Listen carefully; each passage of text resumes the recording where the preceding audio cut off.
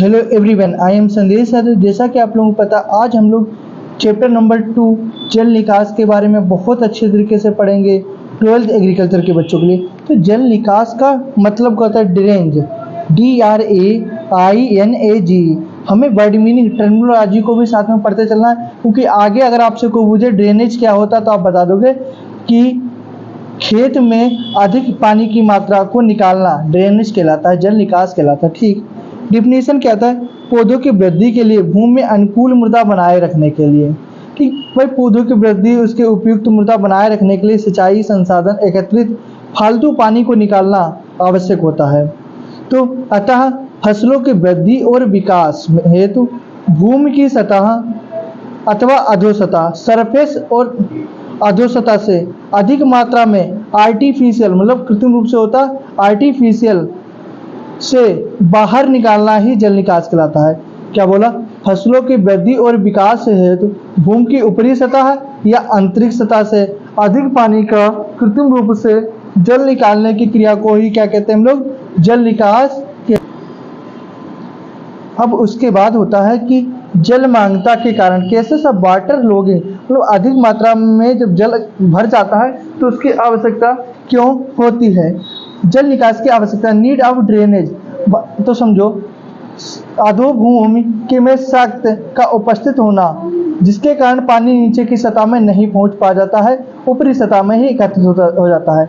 मतलब भूमि के ऊपर ऐसी ठोस परत होती है जिससे पानी नीचे नहीं पहुंच सकता है। नंबर 2, अधिक वर्षा वाले क्षेत्रों में जहां पानी की जल निकासी छोटे छोटे नालियों और नालियों द्वारा शीघ्र नहीं हो पाती है।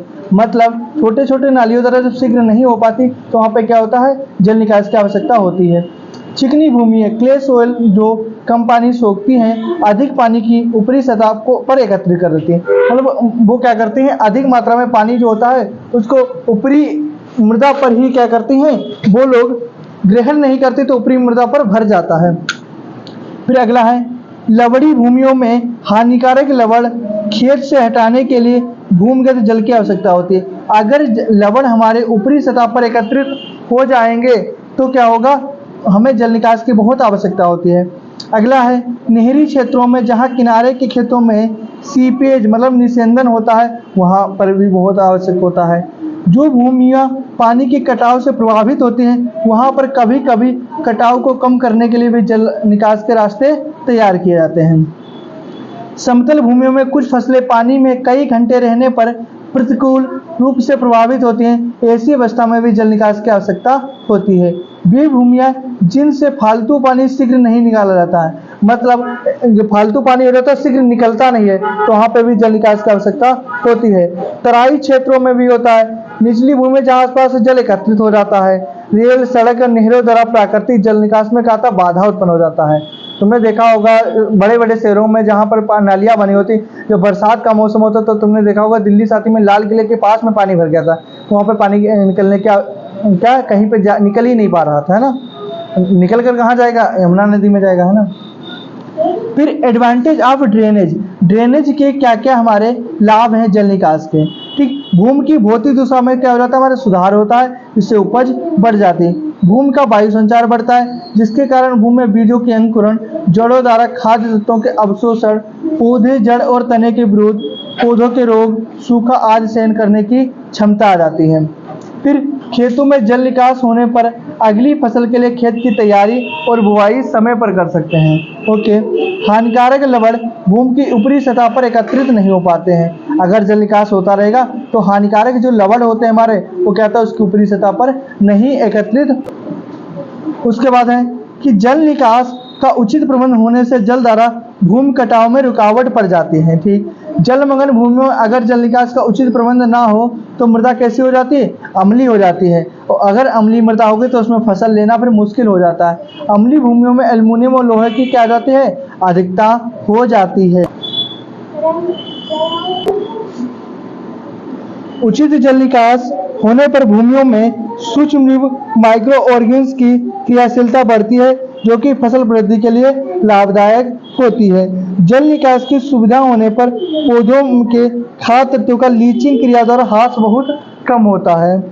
जल निकास होने पर भूमि का तापक्रम नहीं गिरता है, जो फसलों की वृद्धि में सहायक होते हैं, और भूमि दलदली होने से भी बच जाती है। तो देखा आप लोगों ने कितने हमारे प्रॉफिट होते हैं। और फिर अधिक पानी से बहुत इंपॉर्टेंट है, वेरी इंपॉर्टेंट है, क्वेश्चन आता है अधिक पानी से भूमि पर क्या प्रभाव होते हैं और पौधों पर क्या प्रभाव होते हैं। या तो आएगा अधिक पानी से भूमि पर क्या प्रभाव होता है, या आएगा अधिक पानी से पौधों पर क्या प्रभाव होता है। तो आप दोनों को याद रखोगे, और पेपर में 4 नंबर का क्वेश्चन बहुत आता है। तो मृदा में रंध्रकाश में पानी भरने के कारण भूमि में अवायवीय स्थिति पैदा हो जाती है, जिसके मृदा, सूक्ष्म जीव तथा पौधों की क्रियाशीलता प्रभावित होती है। भूमि में पानी भरने के कारण मृदा का ताप गिरता है। भूमि की ऊपरी सतह पर हानिकारक लवण इकट्ठा हो जाते हैं। क्या होता है, भूमि की ऊपरी सतह पर हानिकारक लवण इकट्ठा हो जाते हैं। समय पर भूमि की जुताई गुड़ाई नहीं हो पाती है। अधिक पानी होने से CO2 मतलब कार्बन डाइऑक्साइड भूमि में बढ़ती है, जो पानी से मिलकर कार्बनिक अम्ल बनाती है, जिससे अम्लीय हो जाती है। भूमि दलदली हो सकती है, भूमि की संरचना बिगड़ जाती है, मृदा जीवाणु के कार्यों में बाधा हो जाती है। अब पौधों पर क्या प्रभाव है। मृदा में वायु संचार रुकने से जड़ों को श्वसन के लिए ऑक्सीजन नहीं मिल पाती है, अतः पौधे नष्ट हो जाते हैं। वेरी गुड, मतलब ऑक्सीजन नहीं मिल पाएगी तो पौधे क्या हो जाएंगे, हमारे नष्ट हो जाएंगे। मृदा ताप गिरने से बीजों का अंकुरण नहीं हो पाता है और जड़ों की बढ़वार भी नहीं हो पाती है, और जब बढ़वार नहीं हो पाएगी तो क्या होगा, विकास नहीं होगा। ठीक, भूमि की ऊपरी सतह पर लवण और पौधों की वृद्धि पर विषैला प्रभाव हो जाता है।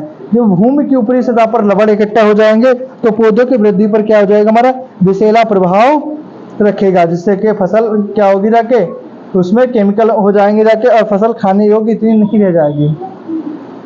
फिर फालतू पानी भूमि में इकट्ठा होने के कारण भूमि में पाए जाने वाले लाभदायक जीवाणु क्रियाशील नहीं रहते। कैसे नहीं रहते, क्रियाशील नहीं रहते हैं। फिर पौधों में आवश्यक तत्वों का निच्छालन होने के कारण उचित वृद्धि नहीं होती। निच्छालन का मतलब लीचिंग होता है, आगे आपको समझाएंगे। ठीक, फिर पौधों की जड़ें ऊपरी सतह में ही पानी मिलने के कारण उथली रहती हैं। जब आपको भोजन बिना काम करे ही मिल जाएगा तो आपको काम करने की आवश्यकता नहीं होगी, और जो काम करने की आवश्यकता होगी तो आपको भोजन जब नहीं मिलेगा तो आपको काम करना पड़ेगा। इसी प्रकार से जब ऊपर ही पानी मिल जाएगा तो निचले जड़ें कैसे हो जाएंगी, उथली रह जाएंगी। अधिक नमी के कारण जल क्षरण रोग हो जाता है। कैसा, जल क्षरण रोग हो जाता है। अब जल निकास का प्रबंध कैसे करेंगे, मैनेजमेंट ऑफ ड्रेनेज। क्या, ड्रेनेज, जल निकास का समुचित प्रबंध फसल उत्पादन के लिए बहुत आवश्यक होता है। ठीक, निकास नाली की स्थिति होना चाहिए, जल क्षेत्र का आकार जानकारी होना चाहिए, भूमि की भौतिक और रासायनिक दशा का ज्ञान होना चाहिए। कैसा, और उसके बाद उस क्षेत्र की सामान्य भूवैज्ञानिक जानकारी होनी चाहिए। फिर भूमि की स्थलाकृत संबंधी सर्वेक्षण का ज्ञान होना चाहिए, और फिर भूमि जल बहाव की दिशा का ज्ञात होना चाहिए। ओके, उसके बाद अगला पॉइंट है वर्षा की मात्रा, प्रचंडता, आवृत्ति की अवधि का ज्ञान होना चाहिए कि वर्षा कितनी तेज हो रही जाके। जल प्लट की गहराई का ज्ञात होना चाहिए। जल निकास योग्य की मात्रा, योग्य जल की मात्रा ज्ञात होनी चाहिए। अब देखो इसकी विधियां कैसी होती है। एक होता है प्राकृतिक, मतलब नेचुरल सिस्टम होता है, जैसे नदी नाले ढाल होता है। एक तो प्राकृतिक प्रणाली होगी, होरिंग बोन सिस्टम होगा, ग्रिडोन सार रहते हैं। तो इस प्रकार की नालियां जैसे ढाल की दिशा में बदलती हैं, खेत के अंदर अपनी दिशा बदलती रहती हैं। भाई ऐसे ऐसे जाएंगी, जिधर पानी की दिशा बहती जाएगी उधर क्या होती जाएंगी, ये नालियां बनती जाएंगी। ठीक, हेरिंग बोन प्रणाली के जो मुख्य जल निकास नाली रीढ़ की हड्डी के समान खेतों के बीच गुजरती है, तो सहायक जल निकास नालियां इसके आकार मिलती हैं। तो देखो हेरिंग में क्या है, जब मेन नाली है तो इधर की जो नालियां होंगी जाके पानी इसमें मिल जाएगा, और पानी कहाँ जाएगा, इधर से निकल जाएगा। ओके, और ग्रिडोन में क्या होता है कि इस प्रणाली का मुख्य अंदर जल निकास नाली खेत के निचले सिरे पर हो जाती है। मान लो इधर क्या है, निचला सिरा हमारा कोई खेत है, एक खेत है हमारा, इधर खाली है, तो पानी कहाँ जाएगा, सब यहाँ जाएगा। यहाँ से पानी कहाँ जाएगा, हमारा इधर को निकल जाएगा जाके। ओके, अब जल निकास की विधियां कौन कौन सी होती हैं। एक तो पृष्ठीय होता, एक होता अधोपृष्ठीय, मतलब सरफेस ड्रेनेज और अंडरग्राउंड या सब सरफेस ड्रेनेज होता है। सरफेस मतलब भूमि के ऊपरी सतह पर, और अधोपृष्ठीय मतलब भूमि के अंदर होता है। ये स्थायी, अस्थायी होती, कटनाउट होती, अस्थायी नालियां होती हैं। ये tile drain, type and stone drain होती हैं। ठीक, इसमें क्या होता है, भूमि की ऊपरी सतह पर खुली नालियों द्वारा जल निकास किया जाता है। तुमने देखा होगा खेतों में जो पानी होता है तो काट दिया जाता है और पानी बाहर निकल जाता है ना। उसके बाद खुली नालियों की त्रुटियां क्या हो जाती है भाई, खुली नालियां होंगी रखे तो उसमें कुछ भी गिर सकता है, है ना। भूमि के अंदर जल निकास, तो कच्ची नालियों के प्रति वर्ष खुदाई और मरम्मत का खर्चा बहुत आता है, लेबर की खर्चा बहुत आती है, और पर्याप्त स्थान होना चाहिए, ये सब चीज़ें होती हैं, है ना। अब जो चीज़ वेरी इंपॉर्टेंट है, आपको इसको याद होना चाहिए, क्या, अधोपृष्ठीय और पृष्ठीय सरफेस ड्रेनेज और सब सरफेस ड्रेनेज में डिफरेंस बिटवीन सब सरफेस या कंपेरिजन माने तुलना करना, डिफरेंस माने होता है क्या, अंतर। तो पृष्ठीय में क्या होता है, हमने क्या बताया, इसकी भूमि की ऊपरी सतह पर नालियों द्वारा जल निकास होता है, इसकी भूमि के अंदर नालियों द्वारा जल निकास होता है। खुली नालियों में फसल नहीं उगाई जा सकती है, और इसमें भूमि के नीचे होने के कारण फसल उगाई जा सकती है। वेरी गुड, बहुत इंपॉर्टेंट पॉइंट है। इसको बनाने में कम खर्चा होता है, और अधोपृष्ठीय बनाने में खर्चा अधिक आता है। Very good.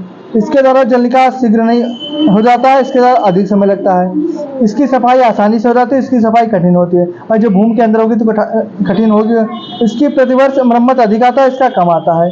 इसकी भूमि की भौतिक दशा नहीं सुधरती, इसमें भौतिक दशा सुधरती है। लेकिन अधोपृष्ठीय जल निकास के लिए हमें जब नालियाँ बनाते हैं तो खर्चा अधिक आता है, इसमें कम खर्चा आता है ना। उसके बाद आ जाता है, ये तो पृष्ठीय अधोपृष्ठीय जल निकास था। अब ये क्या हमारा पृष्ठीय जल निकास, भूमिगत जल निकास, इसमें इसके गुण और दोष क्या है ना। तो खेत के अंदर जो इसका पृष्ठीय में क्या होगा, क्षेत्रफल कम हो जाएगा भाई, इसमें खेत के क्षेत्रफल को कोई प्रभाव नहीं पड़ता है। इसकी नालियों का निर्माण प्रारंभिक कीमत कम होती है, इसकी प्रारंभिक कीमत अधिक होती है। इसकी प्रतिवर्ष अधिक खर्चा होता है, इसका प्रतिवर्ष कम खर्चा होता है ना। खेत की ऊपरी सतह पर नालियां होने के कारण कृषि कार्यों में बाधा होती है, इसमें कोई बाधा नहीं होती है। ठीक, इसकी भूमि की दशा पर कोई प्रभाव नहीं होता, इसकी भूमि की दशा सुधरती है। ओके, अब सिंचाई और जल निकास का प्रबंध बहुत इंपॉर्टेंट है, जो आपको आना चाहिए। हम वही चीज़ें पढ़ते चल रहे हैं जो हमारी चीज़ के लिए इंपॉर्टेंट है ना। खेत में पानी देने की विधि होती है, इसमें पानी निकालने की विधि होती है। इसमें क्या होता है, वर्षा का मात्रा अधिक मात्रा से जल को निकालने की क्रिया को जल निकास कहते हैं, और पौधों की वृद्धि और विकास को जल देने की क्रिया को सिंचाई कहते हैं। ठीक, सिंचाई नालियों की आवश्यकता इसमें वर्ष भर होती है, इसमें मुख्यतः वर्षा ऋतु में होती है। सिंचाई में भूमि का जल स्तर ऊपर उठता है, इसमें जल स्तर नीचे जाता है ना। तो आप लोगों को अगर क्लास अच्छी लगी हो तो क्लास को शेयर करें और लाइक करें। आप लोग देख रहे हैं क्वेश्चन किस हिसाब से आता है, सिंचाई जल निकास का प्रबंध क्या होता है, जल क्रांति के कारण और लाभ क्या होते हैं। तो बहुत अच्छे तरीके से आप लोगों को ये चैप्टर समझ में आया होगा। जय हिंद, जय भारत, वंदे मातरम।